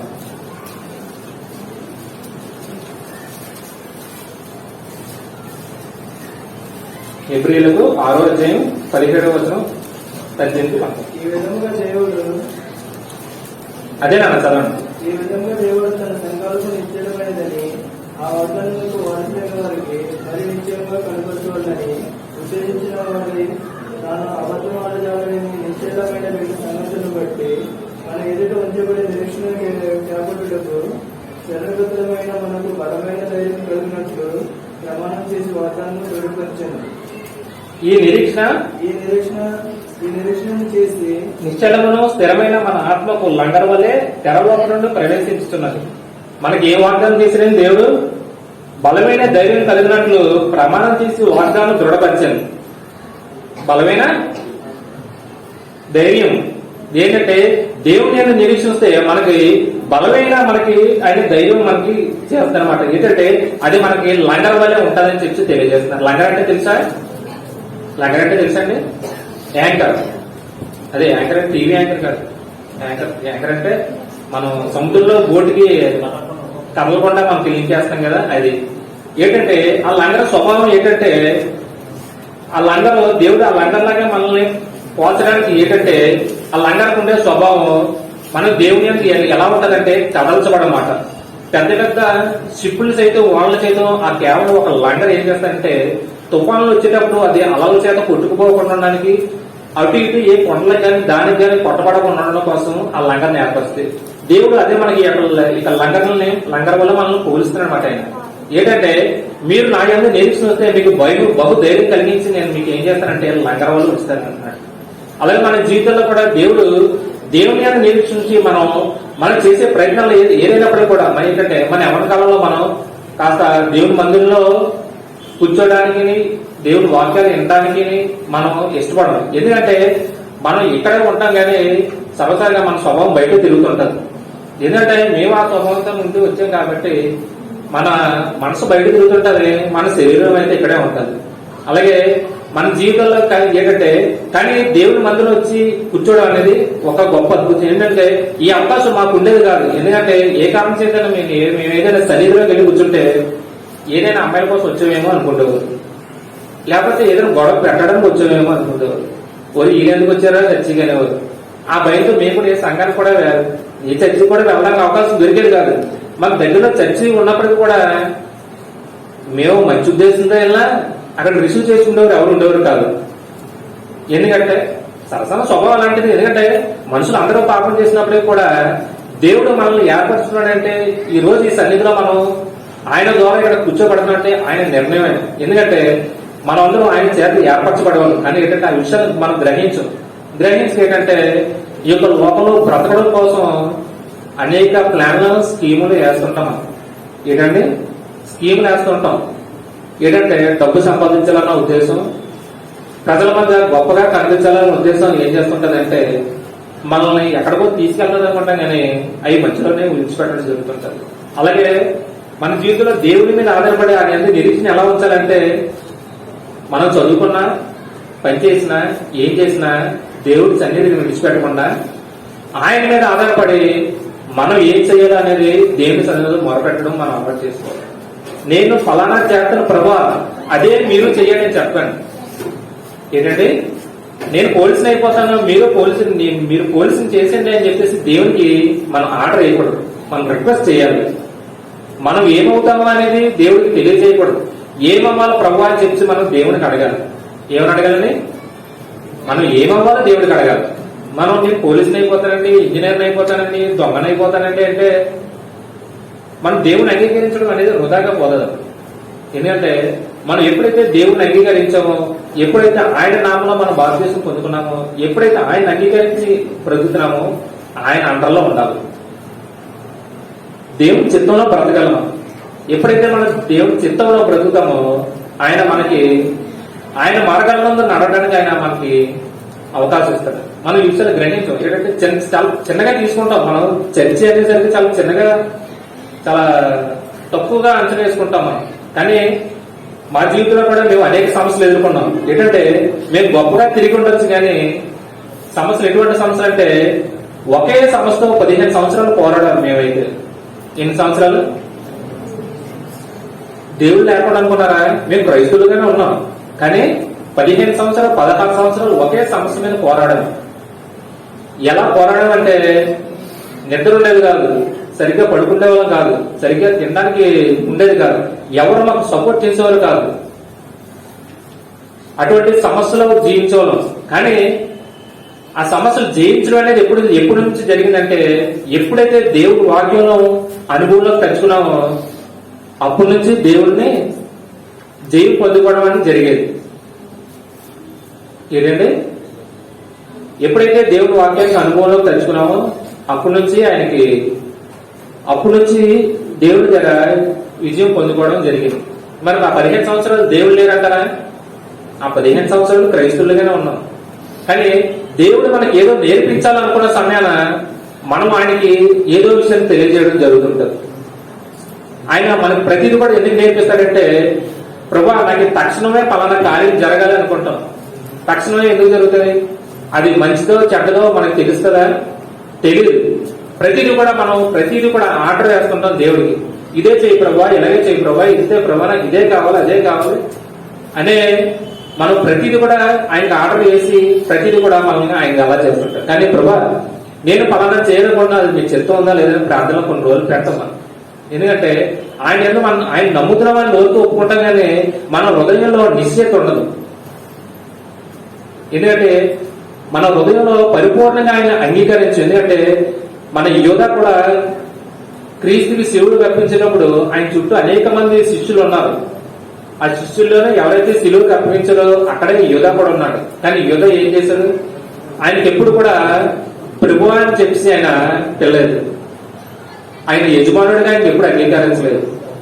కానీ అందరితో ఉన్నాడు, అందరిలాగే సువార్తకి వెళ్ళాడు, అందరిలాగే స్వస్థతలు చేశాడు. కానీ ఆయన హృదయంలో పరిపూర్ణంగా అంగీకరించలేదు. ఆయన అంగీకరించకపోగా ఏం చేశాడంటే దేవుడికి శిలువుకి అప్పగించాడు. అక్కడ దేవుడు ఏమైనా తిట్టాడా, కొట్టాడా? కొని ఏమలేదు. ఆయన అంతటికి ఆయన ఉరేసుకున్నాడు. అలాగే మన ఉద్దేశాలు కూడా మన జీవితంలో ప్రతిదీ కూడా కరెక్ట్ అనే మనం నిర్ణయాలు తీసుకుంటాం, కానీ దేవుని సన్నిధికి తీసుకురాం. చూడండి, ఏంటంటే గతంలో కూడా ఒక సైంటిస్ట్ అలాగే ఒక ఎలుకల్ని తీసుకొచ్చి ఆయన ఏం చేశాడంటే ఒక 2-3 ఎలుకల్ని తీసుకొచ్చి ఒక వాటర్లో వేసాడట. ఇది ఎంతకాలం బ్రతుకుతుందని. ఆ ఎలుకలు ఏం చేసిందట, ఒక 15 నిమిషాలు ఎలుకలు వాటర్లో కొట్టుకొని చనిపోయింది. అలాగే 2-3 సార్లు కూడా ఆ ఎలుకలు తీయడం జరిగిందంట.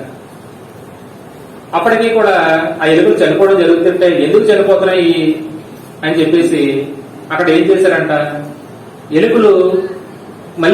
ఎలుకల్ని ప్రయోగం చేయడానికి ఎలుకలు మళ్ళీ దాంట్లో వేసినప్పుడు ఎలుకల్ని తీసి దానికి ఆహారం పెట్టి మళ్ళీ ఎలుకల్ని తీసుకెళ్లి ఆ వాటర్లో వేయడం జరిగేదంట.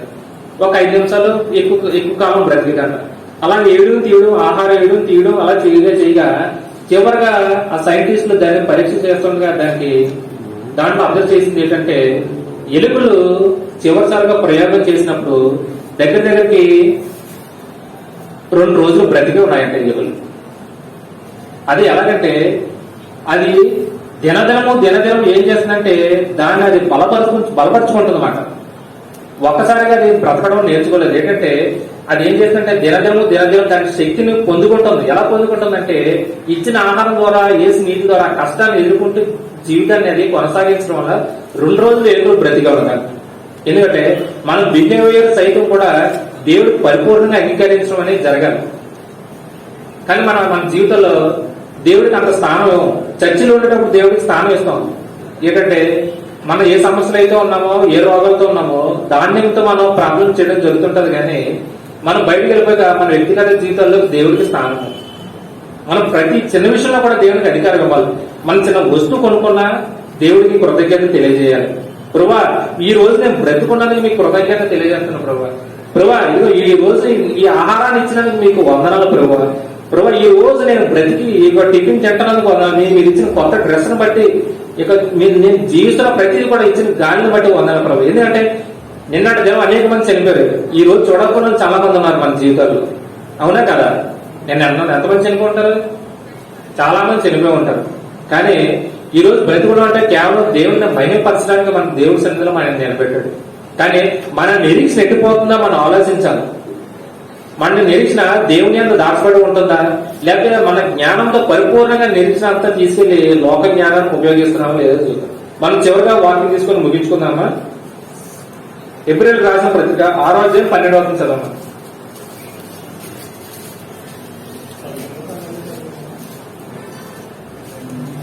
మీరు మందులు కాక విశ్వాసం చేతన 6:12 ఏప్రిల్తో 6:12 అదేనా? అదే ఉందా?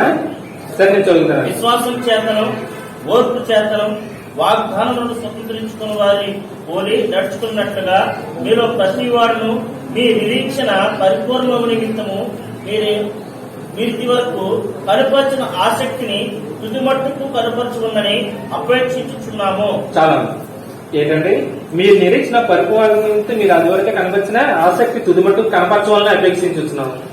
ఏంటంటే దేవుడు మనకి ఆ నిరీక్షణ అనేది మనకి ఎలా ఇచ్చాడంటే ఇదివరకే మీరు కనపరిచినంటే మనం మొదట దేవుడు వెంబడించడం జరుగుతుంటది. కొంచెం యవన కాలం వచ్చేసరికి దేవుడు దూరం పెట్టడం జరుగుతుంటది.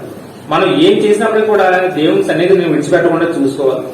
ఏంటంటే ఈ యొక్క లోకంలో పెరుగుతున్నా కాబట్టి లోకంలో ఉన్న చెత్త చెదలంతా మనం కట్టుకోవడానికి ప్రయత్నిస్తుంటారు. కానీ అది కేవలం దేవుడి సన్నిధిలోనే దాన్ని విడిచిపెట్టగలం. ఏంటంటే మీరు ఎప్పుడో అనారోగ్యంతో ఉన్నప్పుడు లేకపోతే ఏదో సమస్య ఎదుర్కొన్నప్పుడు మీరు దేవుడిని ద్వారా జయించాలంటే మీకు కష్టమైపోతుంది. ఈ యొక్క లోకాన్ని జయించడానికి ఏంటంటే మీరు దేవుని సన్నిధిని మీ ఎవరైతే సేవకులకు ఏర్పరిచారో వాళ్ళకి గౌరవించి సన్నిధిలో జరుగుతున్న ప్రతి కార్యంలోనే మీరు ఉన్నారనుకో దేవుడు మనల్ని గుర్తిస్తాడు. ఏంటంటే ఏది కూడా ఆయన సన్నిధిలో మనం చేసే ఏ చిన్న పని కూడా దేవుడు మనకి ఇచ్చిపెట్టాడు. అన్న సంఘం అంతా తుడిసేవాడు అన్న భుజంగా. అందరూ కూడా స్టేజ్ మీద వాక్యాలు చదవాలి, పాటలు పాడాలి, లేకపోతే మంచి వాక్యాలు అవి గొప్పవా? మనుషుల కంటే మనకు అయ్యే గొప్ప కనబడుతుంది. అంటే మన అందమైన వాక్యాలు చెప్పడం, అందమైన పాటలు పాడడం గొప్పగా కనబడుతుంది. దేవుని దృష్టికి ఏది ఉంటదంటే ఆయన పైన ఉన్న ఆటని వెతకమన్నాడు, కింద ఉన్న ఆటని విడిచిపెట్టమన్నాడు. కానీ అన్న కింద ఉన్న పని ఎందుకు చేసేవాడంటే పైన ఉన్న దేవుడికి మనం చూడాలంటే మన కింద ఉన్న పనుల మీద ఆసక్తి చూపించాలి. ఎందుకంటే మనుషులందరూ మనం గుర్తిస్తారనే పనులు కాకుండానే దేవుడు గుర్తిస్తాడనే పనులను బట్టి మనం చూడాలి. అలాగే దేవుని మనం ఏం చేసినా మీరు ఏదైనా అవ్వండి, ఏంటంటే దేవుని దృష్టి దాని మొదట అంగీకారంగా ఉందా లేదా అనే విషయాన్ని గ్రహించాలి. అది 1 రోజు 2 రోజులు లేట్ అవ్వచ్చు, కానీ అది అంగీకారంగా ఉందా లేదా అనే విషయాన్ని మనం గ్రహించాలి. ఎందుకంటే మనం ఇంకా చిన్నపిల్లలుగా ఉన్నప్పుడే దేవుని యందు మనం నిర్ణయాలు తీసుకోవాలి. మనం చేసే ఉద్యోగాల పట్ల, వ్యాపారాల పట్ల కాదు. ఏంటంటే దేవుని యందు మనం నిరీక్షణ ఉంచి ఆయన ఆధారపడడానికి జరగాలి. దేవుని మాటలు కొద్ది మాటలు దీవించినాక దేవుని నామం మహిమ కలుగుతాక. ఆమేన్.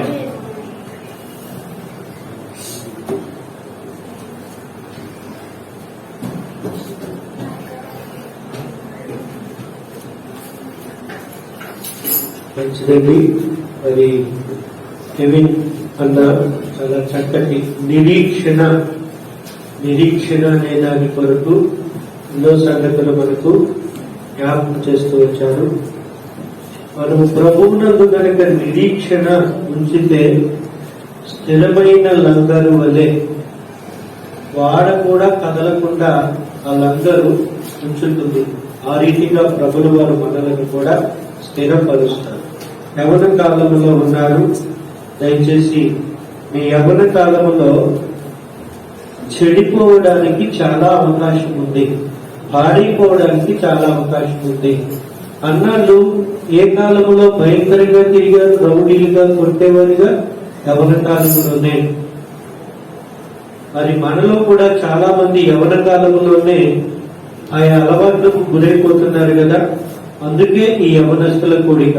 మరి మీరు వచ్చారు యవనస్తుల కూడికి, మీ తోటి వారు చాలా మంది ఎక్కడున్నారు చెప్పండి. ఇప్పుడు వెలుపట తిరుగుతున్నారు కదా. నేను ఈ సమయంలో అక్కడ సువార్త పంచుతున్నప్పుడు చూస్తాను ఎంత అల్లరిగా తిరుగుతూ ఉంటారు.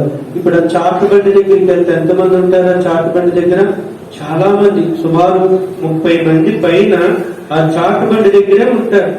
వాళ్ళందరూ కూడా అక్కడ ఇప్పుడు చక్కగా తింటూ ఉంటారు. అన్న ఏం చెప్తున్నాడు? ఎన్ని తీలు ఉన్నాయి అన్న దగ్గర? తినడం, తిరగడం, మూడోది తన్నడం. తినడం, తిరగడం, మూడోది తన్నడం. కొట్టడం అన్నాడు, కొట్టడం కాదు తన్నడాలు అంటే 3 తీలు ఉన్న అన్నమాట. ఈసారి గుంజాలు కనబడేప్పుడు 3 తీలు ఉన్నా అన్న ప్రైజ్ లార్డ్ అంటారా? కాదు, యేసయ్య ఉన్నా అన్న. ఇప్పుడు అనేక మంది తినడానికి అక్కడ ఉన్నారు, కానీ మీరు ఎక్కడ ఉన్నారు? దేవుని సన్నిధిలో ఉన్నారు. ఒక్క మాట చూపించి మరి ప్రార్థనకి వెళ్దాం. కీర్తన గ్రంథం 119వ అధ్యాయం. కీర్తన గ్రంథం 119వ అధ్యాయం.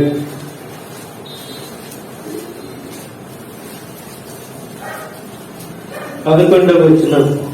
అందరూ నా వెనక చెప్పండి. కీర్తనల గ్రంథం 119వ అధ్యాయం 11వ వచనం. నీ ఎదుట నేను పాపము చేయకుండునట్లు నా హృదయములో నీ వాక్యము ఉంచుకొని ఉన్నాను. దేవుని వాక్యం మన హృదయంలో ఉంటే మనము పాపము చేయలేము. పాపము చేద్దారన్నా దేవుని వాక్యము పాపము చేయనివ్వదు. కాబట్టి మనం పాపము చేయగలమా చెయ్యలేమా? పాపం చేయగలము, మనం చాలా పాపం చేయగలం. కానీ ఆ పాపము చెయ్యకుండా ఉండాలి అంటే మన దగ్గర ఏముండాలా? దేవుని వాక్యం. దేవుని వాక్యం మన దగ్గర ఉంటే బలం లేకపోయినా పర్వాలా, డబ్బు లేకపోయినా పర్వాలేదు. దేవుని వాక్యం మన దగ్గర ఉంటే మనం ఏం చేయలేము, ఇంకా పాపము చేయలేము. అన్నారు ఏమన్నారు? మేము తినేవాళ్ళం, తిరిగేవాళ్ళం, తన్నేవాళ్ళం, కానీ మాకు తాగుడు ఏమండి తాగుబోతుంటారు. వాళ్ళ జగ్గంపేటలో చూస్తూ ఉంటారు చాలా మంది బిడ్డలు. తమ్ముడు రా అంటే వస్తానా వస్తానా అంటే ఆయన ఎలా ఉన్నాడంటే అప్పటికే ఎలా ఇంకొక అబ్బాయి చాలా వాడు మందిరానికి కూడా వచ్చేవాడు. వాడు అంటే నువ్వు రారా అంటే మా నాన్న అర్థం కదా, వాడి మాట మా నాన్న అర్థం కదా అంటాడు. అప్పటికే వేసేసాడంటే వాడు మన వాడిని రమ్మంటే వాళ్ళ నాన్న తీసుకొస్తాడండి. వాళ్ళ నాన్న ఎందుకు వాడు రమ్మంటుంటే. కాబట్టి వాళ్ళందరినీ మనము పట్టుకోవాలి. ఇప్పుడు అన్నాళ్ళని వాళ్ళు ఎంతమంది? సుమారు 20 మంది. 20 మందిని దేవుడు పట్టుకున్నాడే లేదా? అందులో అప్పుడే చాలా మంది సేవకులు అయిపోయారు. ఇప్పుడు అన్న కెవిన్ అన్న మనకు ఉపదేశం చేసినారు, ఇంకా కొందరు ఆరాధన నడిపిస్తున్నారు. అలాగే మన జగ్గమ్మ చెరువులో, నెహ్రూ కాలనీలో చాలా మంది ఉన్నారు. అందుకే మనము ఫిబ్రవరి 10ని ప్రారంభించిన ఈ పరిచర్య ప్రతి నెల 10వ తారీఖుని పరిచర్య సాయంత్రం 10వ తారీఖు సాయంత్రం 4 గంటల నుండి 7 గంటల దాకా ఈ పరిచర్య. ఈ పరిచర్య ముఖ్య ఉద్దేశం ఏంటంటే యవనస్తుడికి వాక్యం లోపల పెట్టేయాలని కాదు మేము, లేకపోతే యవనస్తుడు ఇక్కడ కూర్చోబెట్టాడు తోమేయాలని కాదు. యవనస్తుడిని తీసుకొచ్చి ఇక్కడ కూర్చోబెట్టడమే మన పనేంటి. యవనస్తుడిని తీసుకొచ్చి ఇక్కడ కూర్చోబెడతాం. ఒక బుజ్జన్న లాంటి వారి సాక్ష్యం, ఒక కెవిన్ లాంటి వాళ్ళ వాక్యంతో కూడిన సాక్ష్యం అయిపోయిందంటే. ఇప్పుడు వాళ్ళ హృదయంలో అరే బాగా తింటమునంట, తాగడమునంట, తినడం, తిరగడం, తాగడమునంట భలే చేశారు. మనకి ఇంకోటి ఇష్టం ఉందంటారా? ఏంటానికి ఇష్టం? ఇంకా 4వ తాగడం అనమాట. ఏంటి కాబట్టి 4వ మనకి ఇష్టం ఉందా అంటే అప్పుడు మనం మీకు 4 ఇష్టం ఉంది కాబట్టి మీరు వస్తే కనుక వాళ్ళకంటే దొరికిపోతారు. వాళ్ళు 3 తాళ్ళకి ఇంత ఘనత ఉంటే మీకు 4 తాళ్ళు ఉన్నాయి కాబట్టి మీరు ఎంత ఘనత ఉంటుంది? చాలా గొప్ప అయిపోతారు రా బాబు అని మనం వాళ్ళని తీసుకురాం. అలా తీసుకొస్తే వాళ్ళు ఎన్న వాక్యం వాళ్ళలో పాపము చెయ్యకుండా. నేను ఇప్పుడు ఎప్పుడైనా నేను రోడ్డు మీద వెళుతుంటే అది చూసిన వాడు సిగరెట్ తాగేవాడు ఆ సిగరెట్ ఇలా పెట్టుకుంటాడు. కానీ మళ్ళీ నేను వెళ్ళిపోయిన తర్వాత ఏం చేస్తాడు? అదే ఇక్కడికి తీసుకొచ్చి కూర్చోబెట్టామనుకో, ఇక్కడ వాడు వాక్యం వెళ్ళాడనుకో, ఇది పాపం అంటారా? మాస్టర్ గారిని చూసి సిగరెట్ దాచుకోవడం కాదు కానీ వాక్యాన్ని బట్టి సిగరెట్ తాగడము, సారా తాగడము పాపం. సారా తాగి తల్లిని కొడుతున్నాడు ఒక అబ్బాయి. సారా తాగి ఎవరు పడుతున్నాడు? తల్లిని పడుతున్నాడు ఒక అబ్బాయి. ఆ తల్లేమో ఆ పిల్లవాడు చచ్చిపోతాడని ఉపవాసం నుండి ప్రార్థన చేసింది గత నెల జనవరిలో. ఫిబ్రవరిలో తల్లిని పడుతున్నాడు. ఆ పిల్లవాడు మంచివాడే. ఆ పిల్లవాడు పనికి వెళ్తాడు, కష్టపడి పని చేస్తాడు, నమ్మకంగా పని చేస్తాడు. కానీ ఆ పిల్లవాడు తాగితే ఏమైపోతున్నాడు? అందుకు వాడు తాగుడు మానాలంటే మన వల్ల కాదు, మాన్పించడం మన వల్ల కాదు. ఎవరి వల్ల? దేవుని వాక్యం వాడిలోనికి వెళితే వాడు పాపము. మీకు బాగా అర్థం కావడానికి బాగా అల్లరి చేస్తున్నాడు, పిచ్చి పిచ్చిగా దొరికేస్తున్నాడు, ఈ అబ్బాయి లెక్క చేస్తలేదు. అప్పుడు డాక్టర్ గారు ఏం చేస్తాడు? మరి బాబు నీకు బాగా మంచి పని చేస్తాడని నెమ్మదిగా ఒక ఇంజక్షన్ చేస్తాడు.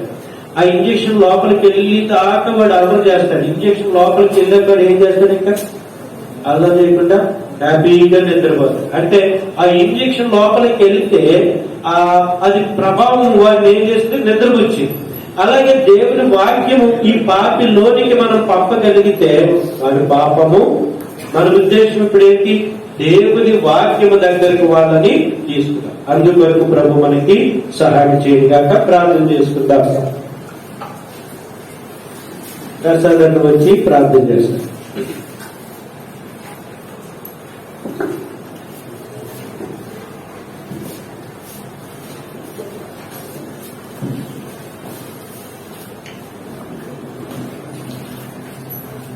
ప్రార్థన చేసుకున్నాం. ఇంతవరకు కూడా దేవుని వాక్యం విన్నాను. మనము ఫస్ట్ నేను ఎప్పుడు కూడా వాక్యం చెప్పేటప్పుడు వాక్యం నేను అందరికి కూడా చెప్పేదాన్ని రాసుకోవాలి. అసలు ఎవరి దగ్గర పెన్ను లేవు, ఎవ్వరు రాసుకోవాలి. అంటే మీకు అంతా వచ్చానా? ఓకే, రాసుకున్నావు, థ్యాంక్స్, దేవుని స్తోత్రం. ఆ విషయంలో రాసుకోవాలి. మనకు వచ్చా? నాకైతే రాదండి. ఇప్పుడు చెప్పినంత రాసుకుని నేనైతే మాత్రం పేపర్ పెట్టి రాసుకున్నాను. మీకు వచ్చేవి నాకు అర్థం కాదు. నేను వాక్యం చెప్పే ప్రతి సాక్షి పెట్టే మాట గుర్తు పెట్టుకోండి, రాసుకోవాలి. ప్రతి ఒక్క కండిషన్ అనుకోండి, ఆర్డర్ అనుకోండి, ఏదైనా అనుకున్నా పర్లేదు, కానీ రాసుకోవాలి. ప్రతి ఒక్కరు యూత్ మీటింగ్ వచ్చినా సరే పెన్ను ఉండాలి, ప్రార్థనకి ఆరాధనకు వచ్చినా సరే పెన్ను ఉండాలి. ప్రతి ఒక్కరి దగ్గర ఒక బుక్ ఉండాలి. నేను చెప్పేది ఇది ఒకటే, ఆర్డర్ అనుకోండి, ఆజ్ఞ అనుకోండి, ఏదైనా అనుకోండి, కానీ దేవుడు చూస్తాడు చదువుకోవడానికి ఖచ్చితంగా. మరి ఎప్పటి అసలు ఏం చేశారు? ఎలా ఉన్నాయో లేవో అని పరిశీలించాలి. ఏం చేయాలి? మనకంత వచ్చే వాక్యం తెలియదు కాబట్టి రాసుకోవాలి. ఇది నా యొక్క విజ్ఞాపన. అంతే, మీ మంచి కోసం, దేవుని మార్గంలో ఉండడం కోసం. అంటే ప్రార్థన చేసుకుందాం. ప్రేమల తండ్రి, స్తోత్రాలు చేస్తున్నామయ్యా. ఇంతవరకు మీ దాసుని తండ్రి కాకినాడ నుంచి మా కోసం, మా బిడ్డలు మేము ఆత్మీయంగా మీలో ఎదగడానికి, యవనస్తులుగా మేము కూడా ఆ స్థాయి నుంచి దాటి ముందుకు పెద్దవాళ్ళు, మా బిడ్డలు కూడా, మా సంఘంలో బిడ్డలు కూడా మీ యొక్క సన్నిధిలో ఉండాలని ఆశ కలిగి ఈ దాసులు తండ్రి భారం అనుకోకుండా ప్రభా బిడ్డలు ఇంకా ఈ సన్నిధిలో ఉంచాలని, పెంచాలని ఆశపడుతూ ఉన్నారు.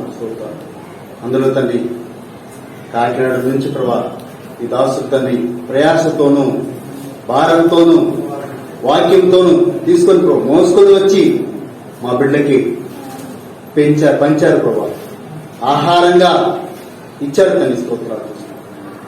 ఇంకను అది ఆ వాక్యం తండ్రి తిని ప్రభా జీర్ణం చేసుకొని ప్రభా మా యొక్క హృదయ తలంపులను, ఆలోచనలను మొత్తాన్ని తండ్రి వాక్యం చేత మేము తండ్రి చిత్రీకరించబడ్డానికి, దాన్ని బట్టి నడిపించబడ్డానికి, మా జీవితాన్ని తండ్రి మీ చేతికి అప్పగించడానికి, ఆ వాక్యము మాలో కార్యసిద్ధి కలుగ చేయడానికి సహాయం చేయవచ్చు.